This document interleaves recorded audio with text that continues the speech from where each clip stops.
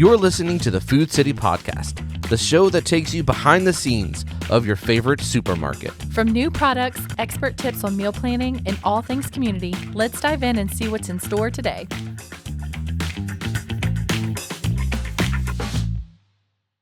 Well, as the weather gets colder, it is time to start thinking about cold and flu season and what we can do to prevent that. So that's what we're going to be talking about today. I am Nicole, of course, joined by Chastity, registered dietitian, and Megan, our pharmacist.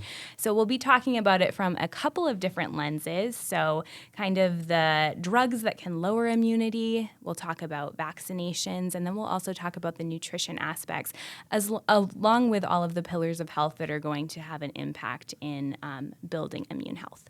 But I thought we'd start it off with kind of a fun question. So I'll kind of put it to you guys. Okay. How many colds do you think adults get per year? My guess would be 3 to 4 a year. I'm going to say I would say 2 to 3. Okay, you guys are both in the ballpark. So on average, most adults are going to contract 2 to 4 colds per year. And of course, that number is a lot higher for children, probably for adults who have children as well if you're living with them. So it can be up to 6 to 10 colds per year. And then what percentage of the U.S. population do you think contracts the flu each year? I think about 20%. 20%? Yeah. Okay. What's your guess, Chastity? I would say probably 15-ish%. 15%. Yep. Yeah, I would have guessed lower as well. And you both are in that ballpark range. So about 1 to 20%. And then, of course, it can depend on the year. I know, Megan, you can maybe dive into a little bit of that later. But starting off, let's kind of go into what immunity is. And I will kind of toss it to you as well, Chastity, but when I think about immune health, I think a lot of people tend to think of it as kind of this one piece of our overall health, but really it's an entire system that works together to build up our response and how we kind of fight off and handle disease. So it's a system that incorporates different organs, different proteins, different cells in our body, and they all work together like our own personal army that helps to fight germs and keep us healthy. Yeah, I agree. And I think, good nutrition is probably a good way to start in building immunity, kind of having that foundation to build off of.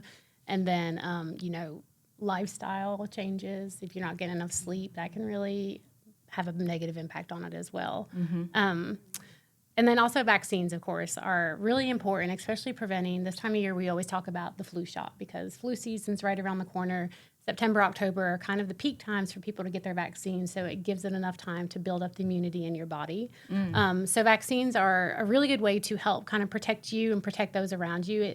It trains your body to how to respond to a certain disease. So while it's not fail-proof and you may still get the flu depending on what happens with the strains that are going around each year, it's really important to protect yourself and protect those around you. And even if you are exposed to it and get a version of the disease, you might have a milder version. Yeah. Yeah, I think we'll dive into a little bit more about that later, too, the importance of vaccination. But I think that will be surprising to a lot of people. We're hearing, it takes time to build up your immunity. Right. And I think that we maybe think about that with the nutrition piece, but not always either. So tell me, Chastity, because I know we often hear the term like boosting your immune health.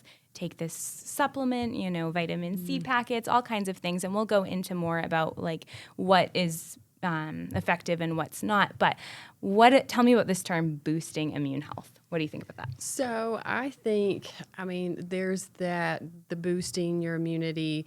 People are trying to run out and get vitamin C packets and, I'm getting sick, and they're going to boost it with just getting a mega dose at one time. Yeah, right. So instead of that, thinking about building, like you were talking about, I think building is a good word, and that's building with nutrition throughout. Let's have those practices in place for a time, just like you're going to take the vaccine and you're going to need that time for your immunity to build up with the vaccine. Same with your nutrients. You want to get those foods in there and have that in your normal routine so that you're building that immunity. You're building white blood cells. You're making things better for your body, and you're well equipped when you are exposed to a cold or the flu. Yeah. I know I've been guilty of that. Used to feel a cold coming on, and I'll go get the vitamin C and zinc or the echinacea. I'm like, oh, I need to start taking this and try and knock it out as fast as possible. So Yep. good to remember to try and get that ahead of time. Immunity is built. It is not boosted necessarily, and certainly not with like one single thing. I love the term you used, practices. What practices do you have in place that are going to help to kind of lay that foundation that helps to build our immune health? Yeah. Okay. So let's kind of transition and then we'll get into nutrition eventually. But I want to start off with maybe talking about some drugs that can lower our immunity, because we know it's not just necessarily about our stress and lifestyle. It can be things that we have to take to promote our health that can actually have, and so we talk about, trying to practices with vitamin C and getting the vitamins ahead of time, but certain disease states and drugs that you're on may kind of put you at a bigger risk of getting a worst case scenario of the disease. So steroids are probably the most common one that you'll see. They're used for a lot of different things, obviously for inflammation. People with asthma sometimes have to use them if they're having a flare up, but they can weaken your immune system. Chemotherapy drugs are a big one. Cancer patients in general already have a higher risk of developing more serious conditions. Immunosuppressants, which are given after kidney transplants or organ transplants, can obviously make your immune system lower. And then some, what they call biologics, which you can have to take sometimes with rheumatoid arthritis or some sort of autoimmune disease, but they can weaken your immune system. So that's something to keep in mind, that there's a really big patient population that are on one of these and might already be at a higher risk. Other diseases, cancer, diabetes, can actually make you more susceptible. So, and then if you've had your spleen removed, that actually puts you at a higher risk too. So, so when you're thinking about not just vaccines, but you want to protect the people who are more vulnerable. That's kind of the biggest. Yeah, those around you. It's not necessarily taking it for yourself. Yeah, exactly. Absolutely. Okay, now let's dive into nutrients and maybe some supplements that are helpful for building our immunity. And one thing that I like to point out too, of course, is that we don't necessarily eat nutrients. We eat foods, and foods have nutrients. So it's all kind of complementary. And the nutrients and foods that we eat in kind of combination with other things, they have a synergistic effect that is going to be better than eating, or taking any sort of supplement on its own, though there can be a time and place for that. So Chastity, tell me about some of the kind of key nutrients that are going to be helpful for building our immune health. You talked about those practices of consuming these regularly. Yeah, so vitamin A would be a very good one, and that is beta carotene is put into vitamin A. You would find that in your orange foods, so sweet potatoes, good in the fall. And so what vitamin A is going to be good for, it's just going to strengthen your immune system to help fight viruses and colds and things like that, just because it helps on the respiratory end and just your gut. Yeah. So trying to get the oranges in, we always say, as a dietitian, you want all different colors. You want to eat the rainbow, right? So that's how we ensure that we're getting all the nutrients that we need for immunity, is that we're going to have orange and even purple. I think purple is one of the colors, and patients are like, purple, or, so like purple cabbage, and just getting in all the rainbow. But vitamin A, I would say, is a good place to start. Yep. We hear a lot about vitamin C, people taking that as a supplement, and it is really important. It has a wide-ranging impact on our immune health. It's interesting, though, a lot of people can easily get an adequate intake of vitamin C, whereas vitamin A tends to be something that more people struggle with. It's not in as many fruits and vegetables. You mentioned the importance of kind of those bright colors, so orange, but also dark leafy greens, whereas vitamin C is in all kinds of fruits and vegetables. We, of course, know citrus, oranges, lemons, limes. Those are going to be big ones, but also bell peppers have 100% of the daily value. Broccoli, leafy greens. That's good to know. Another big one that I don't feel is as commonly associated with immune health, but we hear a lot more about it, especially in the winter months, actually, is vitamin D. And of course, we know that is the sunshine. Nobody's going outside. Yeah, sunshine vitamin. People aren't going out as much, but also in this part of the country in the winter months, we're not exposed to as much sunlight. And so it's harder to get through food. But it does regulate both the innate and adaptive immune systems to quickly identify and destroy those pathogens that enter the body and kind of pose a threat to us. And that's going to be, vitamin D is going to be found in fatty fish, fish with its bones in particular. You can certainly find it in fortified dairy products because it may not naturally be present in milk. And then also fortified cereals. We don't necessarily think about that as an immune-boosting food, but it can really possess a lot of nutrients that we might otherwise be lacking out on. Okay. Turning to you, Chastity, again. All right, tell me a little bit about zinc. Because zinc, of course, we hear a little bit about that working with vitamin C and being important for our immune health. So tell us about that role. Definitely. And so Megan and I were actually having a conversation about zinc earlier. You know, people grab the zinc. That's one of the big things. Okay, I feel like I'm getting sick, and you want to grab that, and they take mega doses of it.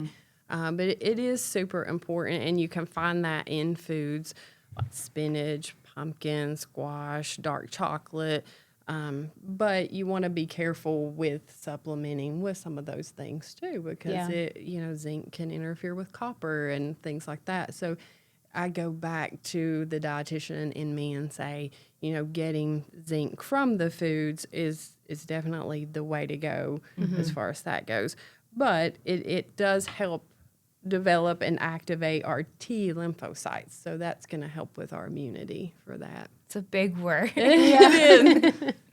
Another one that comes to mind, because gut health impacts so many other systems in our body. It impacts our brain health, but it also has an impact on our immune health, is probiotics. And probiotics, I feel like, are really, really big right now, again, relating to the gut health and kind of all kinds of other things. But they can be helpful if you already have that foundation of a healthy gut laid through getting prebiotics, and that's going to be from your fruits and vegetables. So prebiotic fiber in onions.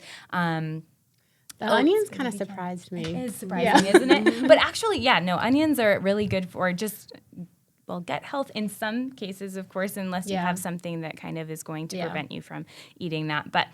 And then once you have that foundation of kind of lots of fruits and vegetables, healthy gut, probiotics can be kind of that extra layer that is going to populate the gut with good bacteria. And so our intestines, the human intestines, support some 10 trillion microorganisms, which not only break down those particles in food, but also can prevent dangerous bacteria and destroy those. So we know some of the most common sources, of course, are going to be like Greek yogurt and kefir, so those dairy products, but also sourdough bread. That's probably my favorite one. And then like kimchi, fermented foods can be a really good source too. So I think they're really important this time of year too, because you might be on an antibiotic and sick. So we always so it's good to have a foundation before you would start that an antibiotic too, to have a good foundation already with your probiotic food intake. One thing I think is really important to stress too, even though it's not something that directly impacts immune health, when you're thinking about the context of a balanced diet where you have, all of the macronutrients, so the big nutrients that give our body energy, like carbs, fats, proteins, and then you've got all of these micronutrients that we tend to associate more. So vitamin A, you mentioned, we talked about vitamin D. Well, our body needs fats to be able to absorb those, or to optimally absorb those vitamins. So it really is important that we're not just taking one single, I think about that with supplements too. If you're taking kind of this single mega dose of something, you really, for optimal absorption, it needs to be in the context of a kind of healthy meal and a balanced diet. Okay, another thing we'll kind of touch on, hydration is going to be key for kind of, we talked about earlier kind of last month about, detoxes and stuff, and so it's not necessarily a detox, but staying on top of hydration, of course, is one of the most effective ways to flush toxins from your body too. So that's going to play a huge role, and it will also probably just make you feel better if you do have general health. a sick, I feel like we talk day. about hydration a lot, so it's really important in so many different ways. Yes. Yeah. Well, and it's one of the easiest things we can do.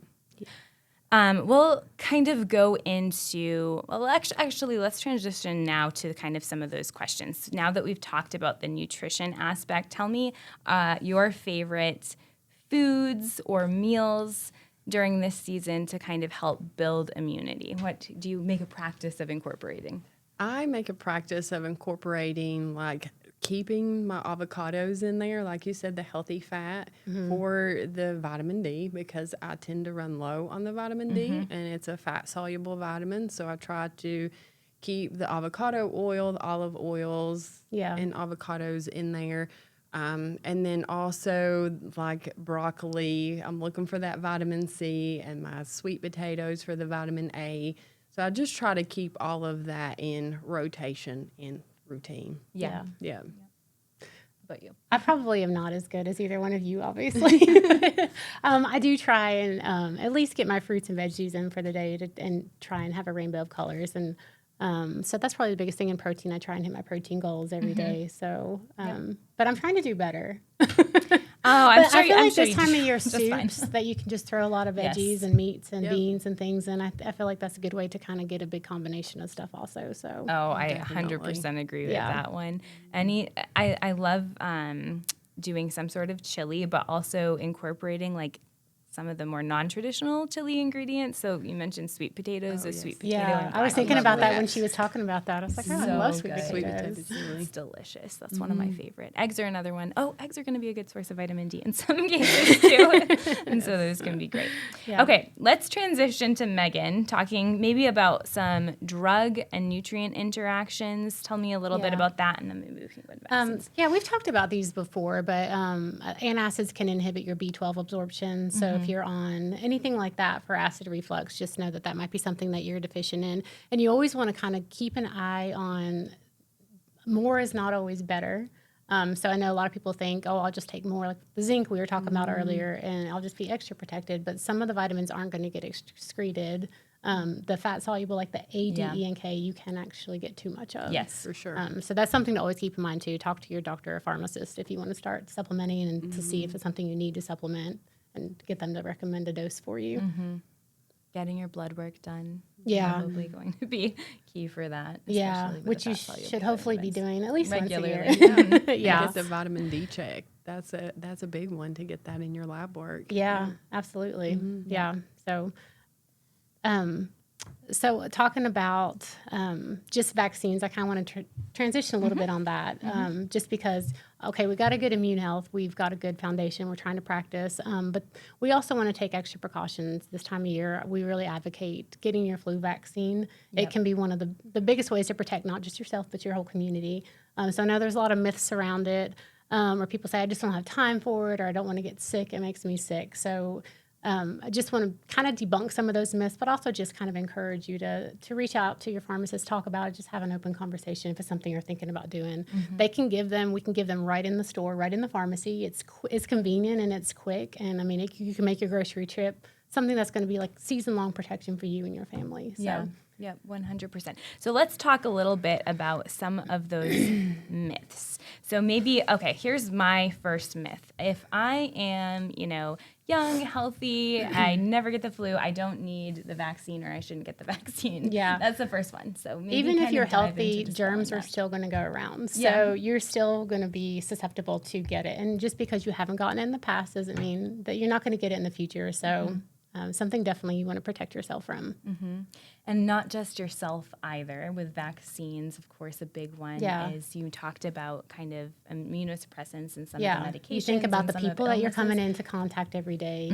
Not just strangers who might be immunocompromised, but family, young children, your grandparents. So, Yep, 100%. Yeah. Okay, you talked earlier about it needing time to kind of build immune health. Can you walk through maybe the science, maybe in kind of plain language that is easier to understand about kind of maybe some of the reasons and how the vaccine works and what it is actually working to do? Yeah, so vaccines are just, you're going to teach your immune system what a germ looks like and how to respond to it. So they're not an active vaccine. So I know a lot of people think, I'm putting they're not a live virus. So a lot of people think it's an active virus and it's going to make me sick. So it's not a live virus. It's an inactive virus, but it's going to teach your immune system how to respond to that.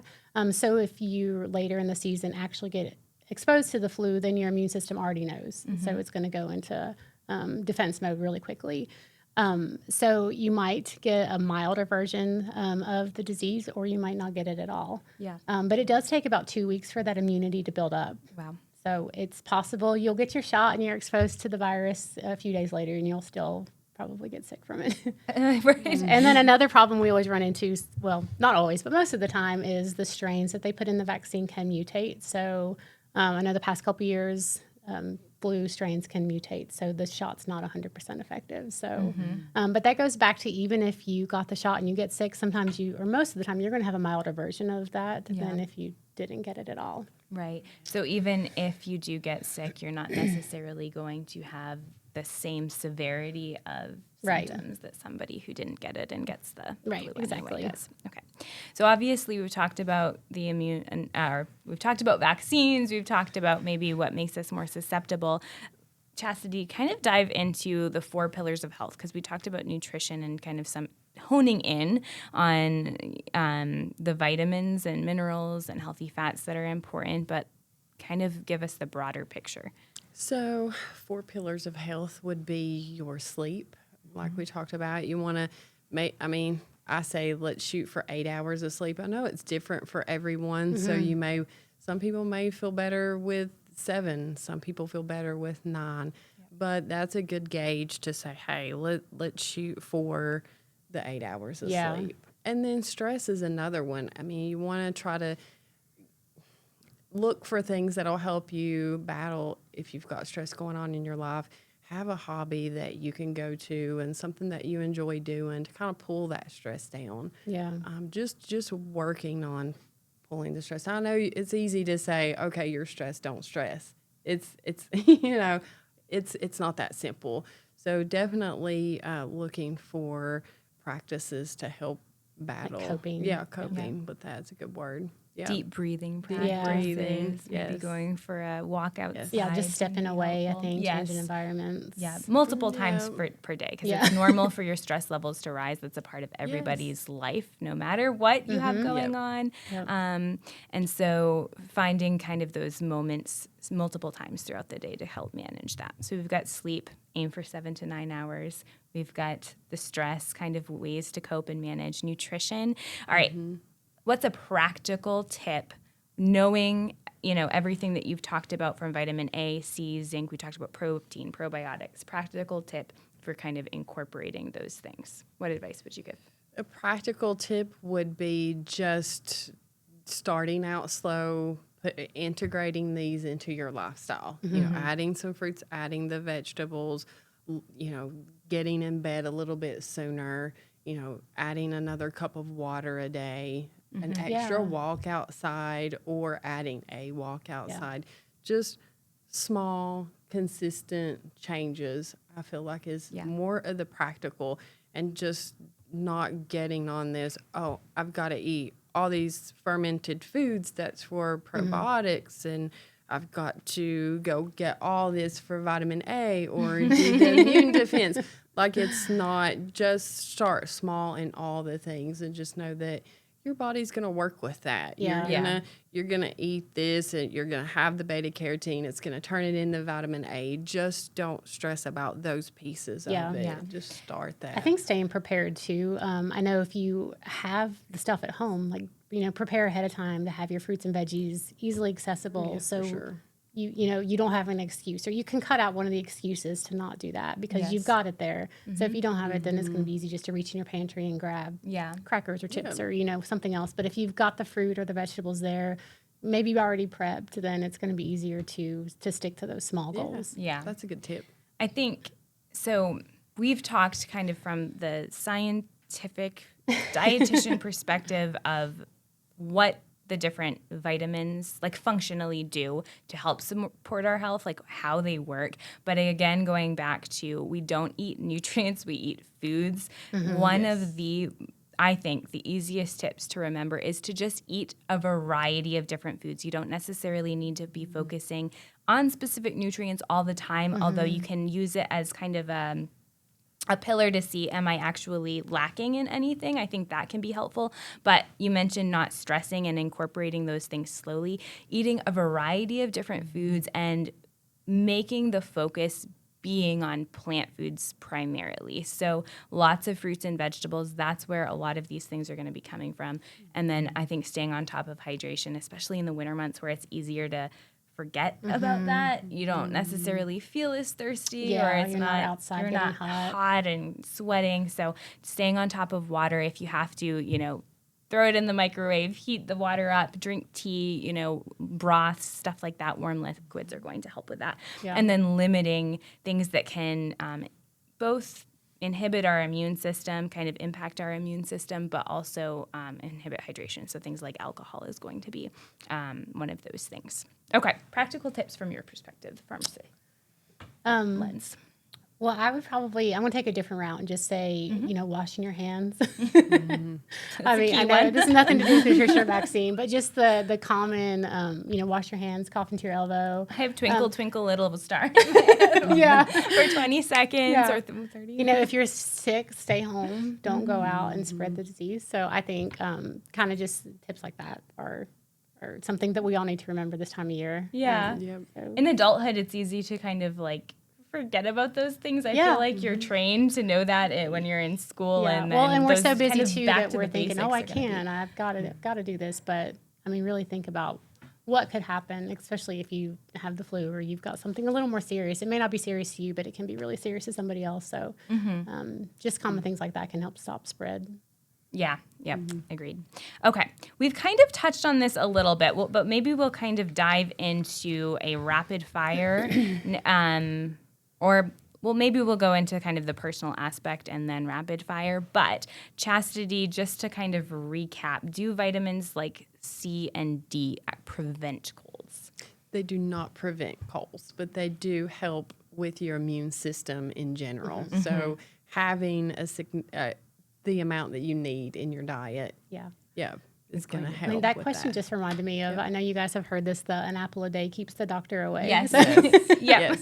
that's what it kind of makes me think of when you're asking that question. I'm going to have Chastity's term in my head all the time, building a practice of incorporating these things. Practice So makes that's perfect. going to be the key takeaway of making these things habitual. You're not going to take, Right. vitamin C and it impact your health. It can. There are some studies that show it can lessen the symptoms and severity of your cold, like vitamin C in particular. So that could potentially be helpful, but really it's going to, for the most part, run its course.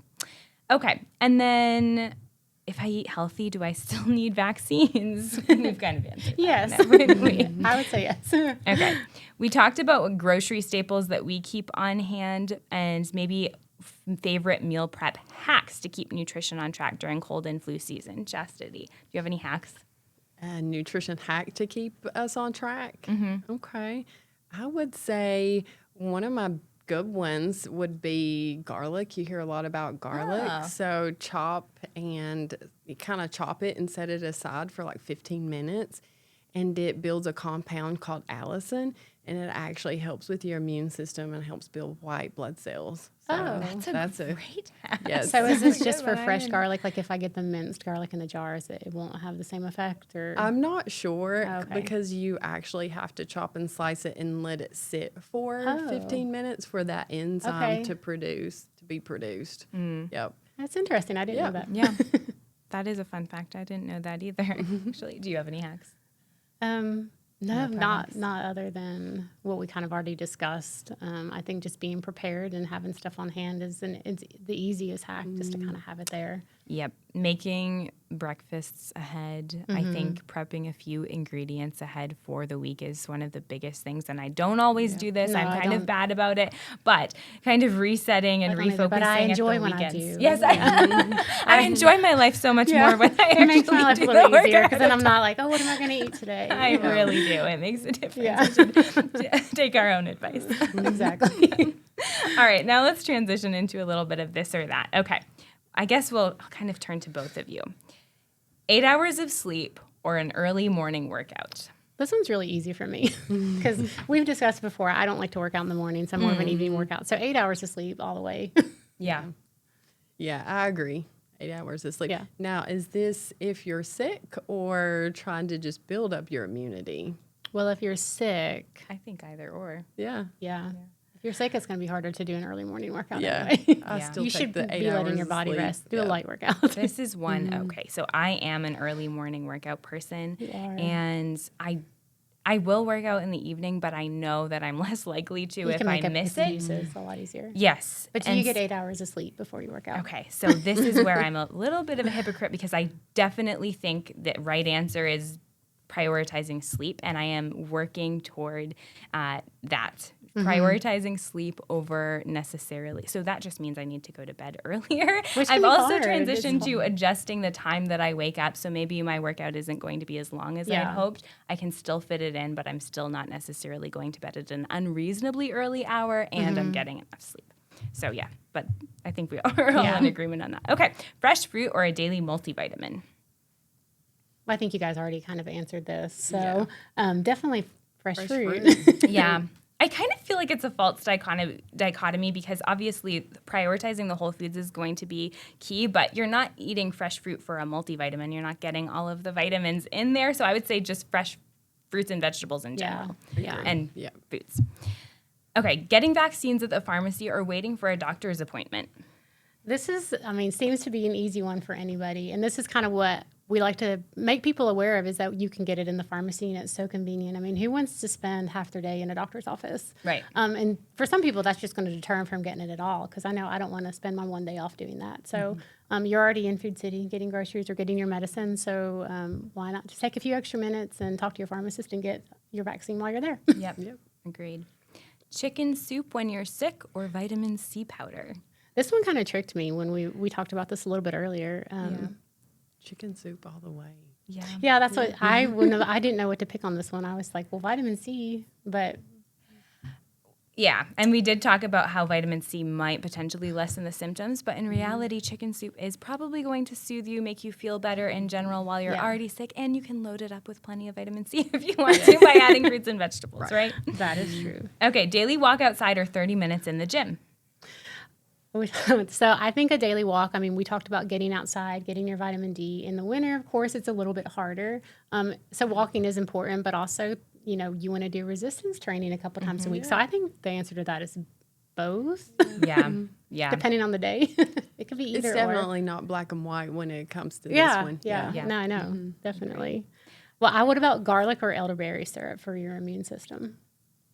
I would go with the garlic. Garlic for sure. Yeah, especially after what you just told We us. didn't talk too much about the elderberry syrup. Yeah. Well, I've never really even heard of elderberry very often until COVID when everybody was using it to help kind of boost their immune system. So that's kind of, I think, when that got really popular. I think social media kind of helped it take off too. So That's true. but you hear about it a lot now. Okay, flu shot every year or focusing on good nutrition and supplements? I'm going to advocate for a flu shot every year. You obviously still want to focus on good nutrition and supplements, though. So this is one also that I think is both. I think you start with good nutrition and supplements, but also get your flu shot. Yeah. We're so nuanced, it's hard for us to do an either or. Yeah. Well, yogurt with probiotics or a probiotic supplement. And there's a lot of different probiotics, too. Yeah, there are, of course, different strains, Yeah. but I'm always going to advocate food first, generally speaking. Food Yeah. first, so yogurt with probiotics. Yep. And other foods with probiotics, like we talked about. Drink some kombucha. All right, taking a day off to rest or pushing through with coffee when run down. I think people can guess what we're going to Yeah, I think you've got to rest. Yep. Especially if you're, getting run down. I can advocate for this. I got really run down over the summer and got so sick the next week. So, I mean, I know I was run down. I was tired for a week, and then I just woke up the next day and had felt like I got hit by a truck. So Yep. it really got my immune system down, and I had to fight it for a while. Yeah, and rest is going to be Rest. one of the biggest ways to, we talked about kind of what can lessen the symptoms and severity and make Yeah. it quicker, but rest is going to be the key there. Yes. All right, skipping ahead, water or herbal tea when fighting off a cold? Chastity? Well, I think herbal tea has some benefits. I mean, when we talk about hydration, we always want to Yeah. say, hey, We're drink already your drinking water Yeah. anyway. So. I think the herbal tea is good. I think there's some nice peppermint tea, chamomile tea, whatever that you like that feels good for you. And vitamin C, there's a lot that have vitamin C in it too. So, Anyway, yeah. yeah. What is your all's favorite tea? Oh, peppermint all the way. Peppermint. Peppermint all the way. And it's not necessarily because of like any benefit. It's just because it tastes delicious. And especially when you have a cold, it's going to be, I think, more soothing for your throat to have something warm like that. Okay. I was going to say either or. It's totally fine, whatever your preference is, but something hot is typically going to be more soothing. All right, last one. Antibiotics for lingering sinus symptoms or waiting it out with supportive care. This is a big controversial question too. A lot of people want to rush and get an antibiotic because they automatically think that their symptoms are an infection, but most of the time it's just a virus. So waiting it out with supportive care, a virus can last, up to 2 weeks. So you really want to just kind of give your body time to fight it, the virus off itself, and not jump to an antibiotic because that's what can cause resistance to them. So. Yep. All right. Any final thoughts from anybody from the table on what to take away? I guess the key takeaways, we've rehashed some of it, but if you don't mind summarizing. I think the biggest takeaway is, like Chastity said, just practice the healthy habits. Try and have a good foundation and have your immune system kind of built up to set up for success to fight off whatever comes your way. Yes. And talk to your doctor before you take any supplements Yes. or you start adding those things in. Yes. And if you feel like it's overwhelming, just start with one change at a time. Just incorporate one thing at a time. Yes. Yep. In agreement. All right. For those listening, if you're not already a member of the Wellness Club, you can sign up for free and you will get in your inbox directly information on immune health in the fall time, but then you're also going to get expert advice and select recipes from dietitian and pharmacist. So you can join for free. And we'll see you next time. Thank you.